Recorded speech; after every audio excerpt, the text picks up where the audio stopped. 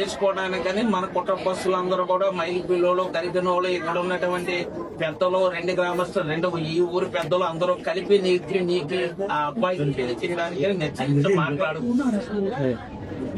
అమ్మగారు గాని నాన్నగారు గాని ఫలానా అబ్బాయికి మేము ఇస్తాము, ఆ అబ్బాయిని చేసుకోవాలి తప్ప లేదంటే పెళ్లి చేయడం పెట్టినందువల్ల నీవు చేసుకుంటున్నావా లేదు తల్లిదండ్రుల ఇష్టం మేరకు అమ్మాళ్ళ ఇష్టం మేరకు మావయ్యాల ఇష్టం మేరకు నీకు మనసు పూర్తిగా అబ్బాయిని పెళ్లి చేసుకోవడానికి